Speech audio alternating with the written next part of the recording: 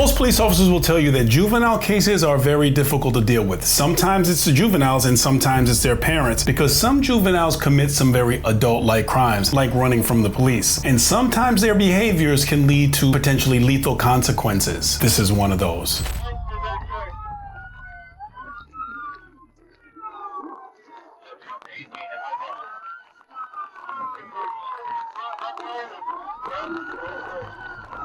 So it looks like this original video here is from a vehicle that initially started off as a reckless driver and I think became a stolen vehicle type of investigation from the original video. That's what I'm getting here.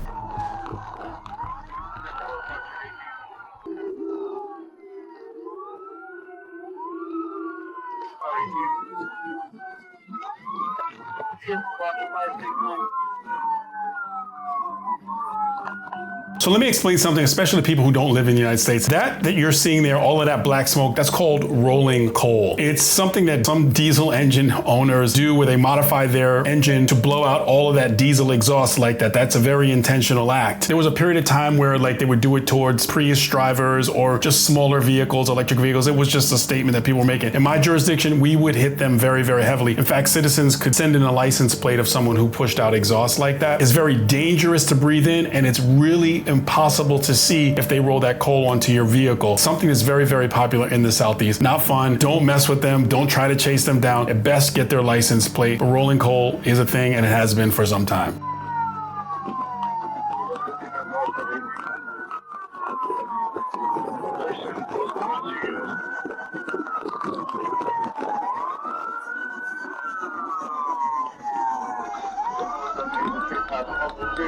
So you hear me ask this all the time when there's these pursuits. Now we're in a residential area. Do you continue the pursuit? You look at the time of day, the number of people that you see outside, the weather conditions, all these different things have to be taken into consideration, and the classification of crime. So always ask yourself, would you let this pursuit continue, or would you continue this pursuit if you were the officer in it?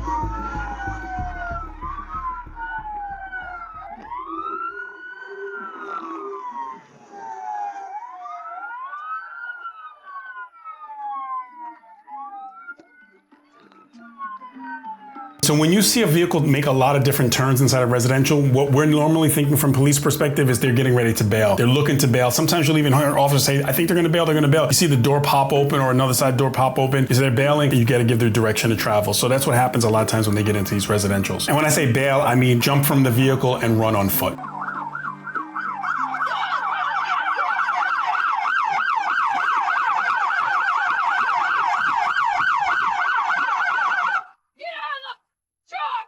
Where do you bill it?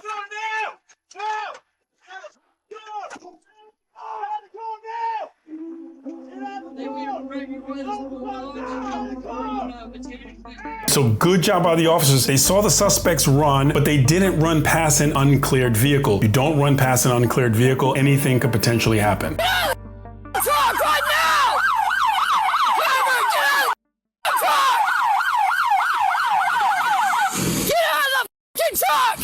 Where do you bill it?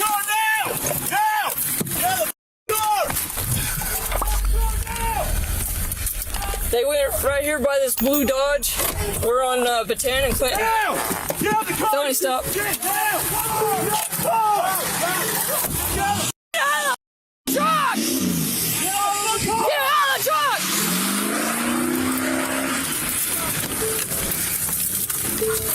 So that was just a different perspective of what just occurred, but a couple things I want to show. This officer takes the car and places the car in gear with their left hand, keeping their gun hand free. This is a tactic that's intentional so that your gun hand is not on a gear shifter. So that's a really good tactic, and a lot of officers, you'll see them do that. The other thing that I noticed, which is a challenge, and I mentioned this in my other videos, is getting out from cover and going into this open space and engaging a person. Why would we get into this open space when we're talking maybe a 5 to 6 foot difference? Something else I'd like to mention, and I've mentioned it in one of my other videos, you'll see the officers, and these are the two very common things when there's a high stressful situation. Show me your effing hands, get out of the effing car. And I'm not gonna say it, but they just dropped the F-bomb several times while giving this command. This is a stress reaction that a lot of officers do. But the point that I wanna make is something very different. I graded practical examinations for police officers many, many times for many years, where they have to perform a task like this and you make it as high stressful as you can. And whenever they do it in a practical examination, they never ever use foul language. It's always, sir, let me see your hands. Show me your hands. don't move. And it's always very, very professional. So, because you can't jack that stress up in the training environment the way that it is in a real environment. But here's the scary part about that is if that reveals itself in what you actually do, what else actually comes out of you when you're placed in a real situation? But it's very, very common in policing, and it's a stress response. But that's why you have to think about how you train and how you really respond are definitely interesting things to look at, and there should not be a huge delta between the two. Want to go driver's side first? Yeah, we'll go first. I'll see you in the driver's seat. Passenger seat on the seat. I got you. Here, open it. Looks clear. Speakers. I don't see anybody. What is that? One of us needs to get a tow truck and then the other needs to look for cameras. I don't see any. I was gonna check the surrounding areas. So this is really important at this point. Vehicle's clear. So many times that I've found the suspect underneath one of the cars right there, listening to everything the officers were talking about. Very important to check those vehicles right by where you find that vehicle, because sometimes they don't go very far. But at this point, set up the perimeter and start to check inside the perimeter, and it looks like exactly what they're doing. Got those two juveniles here at the RV park. I'm gonna try and step out with them. What RV park? Right next to the Econo Lodge. Two Hispanic males, juveniles, one shirtless, one with a black shirt. Hey, come here, both of you. Come here, both of you. Keep your hands up, okay? All right, I'm gonna pat you down. Come here, walk over to my unit. I'm 15 years old, just know that. That's fine. Just wanna talk. That's fine. Just go over there. Just go over there. Okay, just both of you just place your hands on the truck. 3626 Okay, that's it. So I'm just gonna detain y'all, okay? Y'all not under arrest. You're all just detained right now, okay? Just at least until we can figure out what's going on. Because you guys match the description of somebody involved in something that just happened, okay? Same to you, bud. Hands behind your back.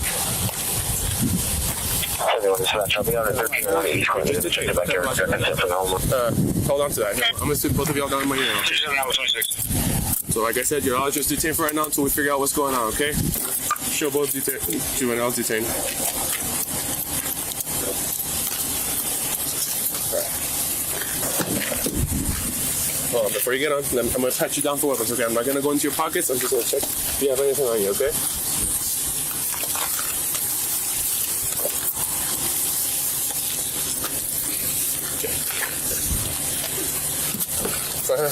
I'll be right with you in a sec, okay?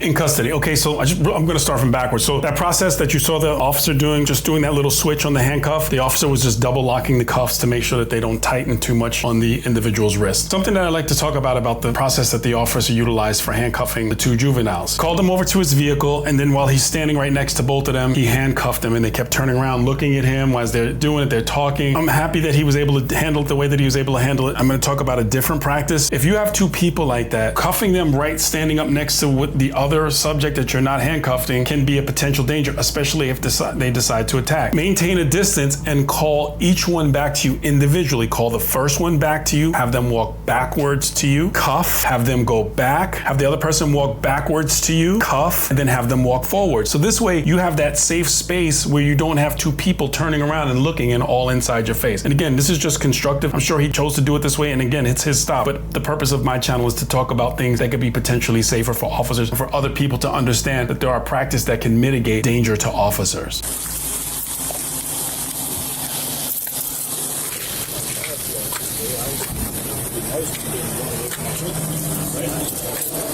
Very good job putting them in separate vehicles. Don't want them sitting together. Very good job. And the reason you don't want them sitting together is you don't want them to create a story. There are techniques and tactics that police use for interview and interrogation, and then having them together is never an ideal situation.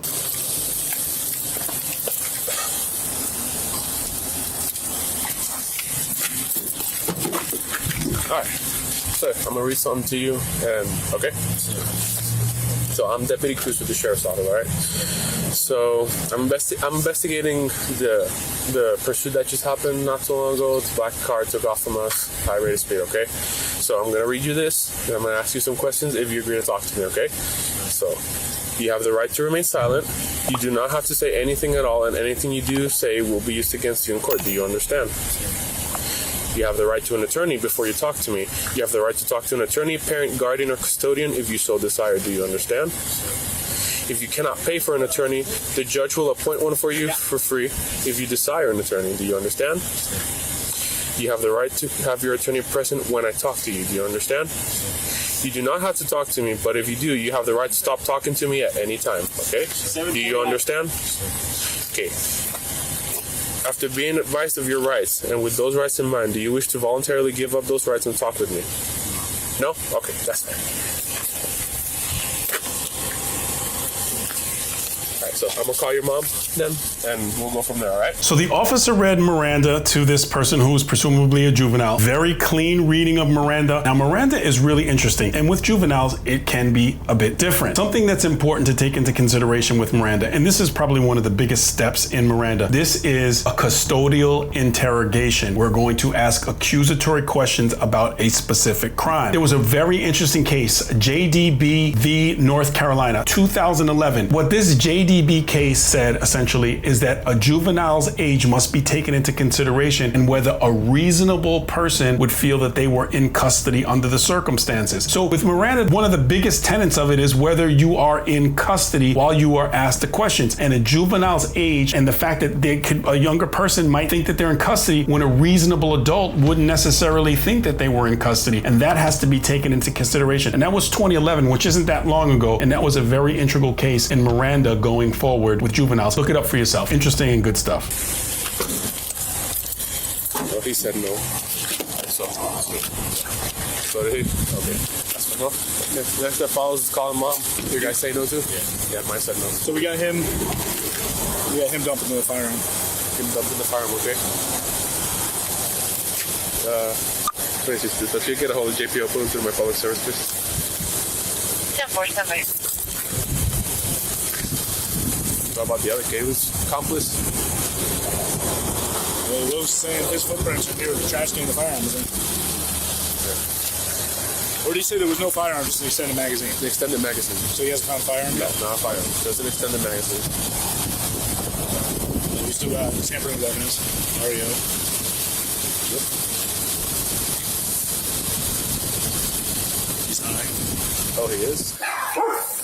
All right, you're up, Lowry.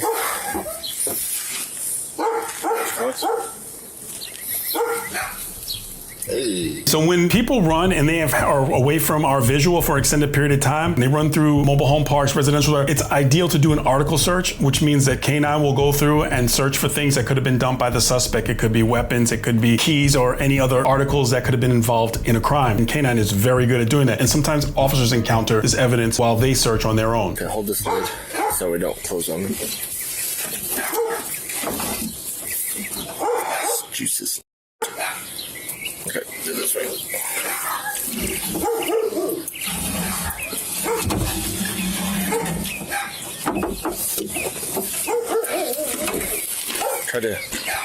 Try to catch it on the way out. Ready? Oh, shake it.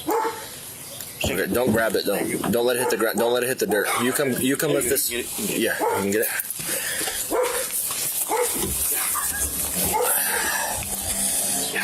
So when you locate something, it's important to photograph it in place the way that you find it before you move it, and definitely utilize gloves to preserve any evidence that may be on there, such as DNA or fingerprints. This one, you can see the swirls there barely, but we can match the size. Your flashlight? My unit. Your flashlight on? No.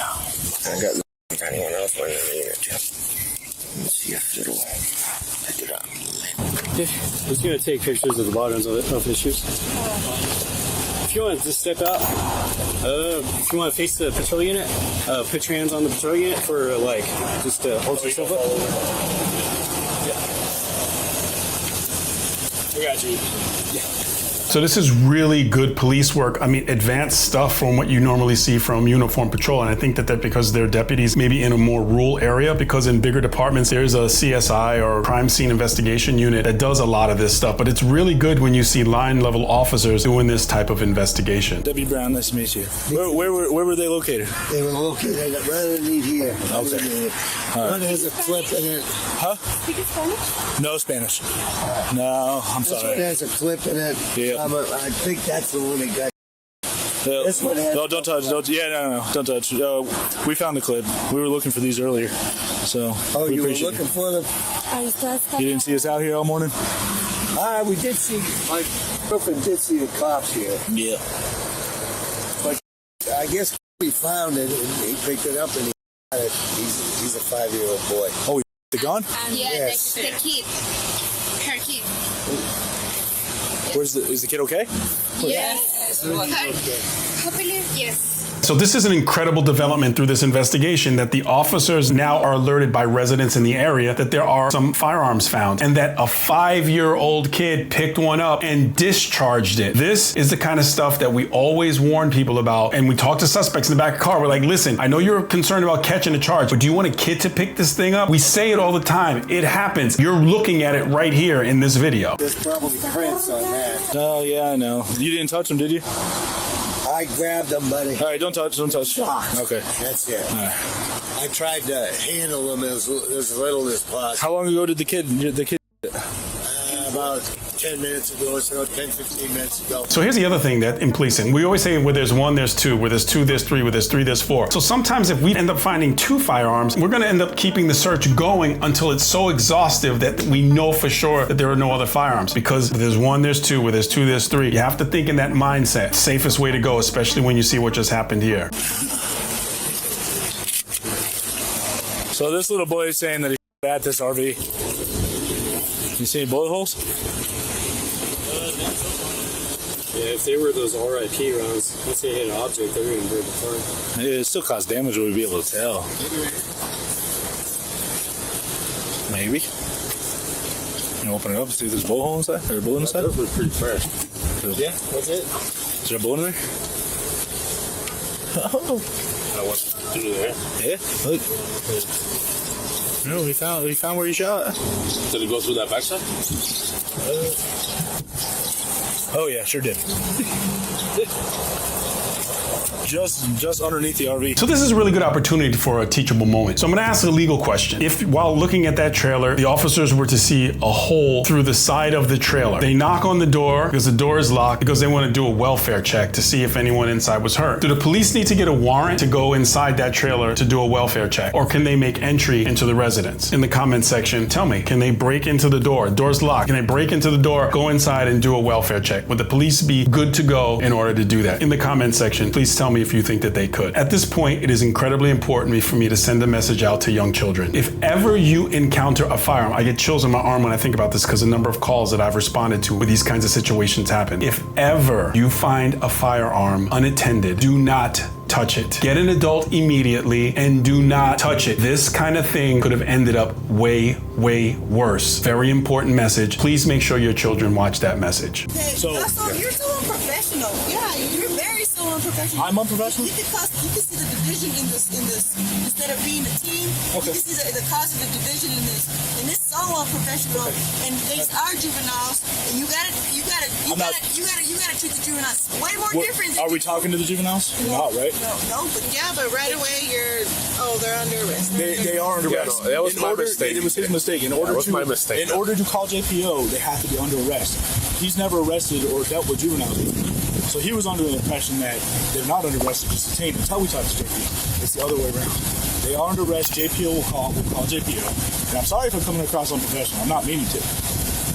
But in order for JPO, there's like a card. And they're going to give a score. As bad as that sounds, that's how we kind of understand it. JPO is going to say hold or release the parents. So where we're at right now, we're waiting for JPO to tell us to hold. Does that make more sense? I am sorry. Stand by. Let's just say that JPO says release the parents, so they're not under arrest, right? They would still have charges. They just wouldn't go to jail. I really like how this officer handled this. The parent or this person who may be a guardian or somehow involved with one of the juveniles is upset because the officers are engaged with their person after all the stuff that happened. It's amazing how many times as officers you'll be in some type of felony situation with juveniles. Parents will show up and not my kid, they didn't do it. Why are you acting this way? It's one of the biggest challenges that police officers face. And you see how the officers had to deal with these juveniles, although they were acting like adults, in a manner that's very different than they may have had to take adults into custody. But this officer realized that he offended this woman, and he just said, you know what, I apologize. I didn't mean to offend you. Let me just explain the process to you again. He made sure he managed his ego so that his ego didn't take control, because he was likely right, and if she misinterpreted him, he handled himself in a professional manner and represented his department in a professional manner. When they threw the gun magazine, the extended magazine for that gun in a trash can, we have witnesses on the do it. You want to move him to your car? Yeah. Move you over there, okay?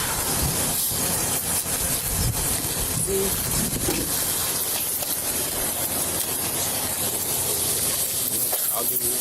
That's fine. It's fine. That's what we have to do. Just be careful. Oh, watch your head.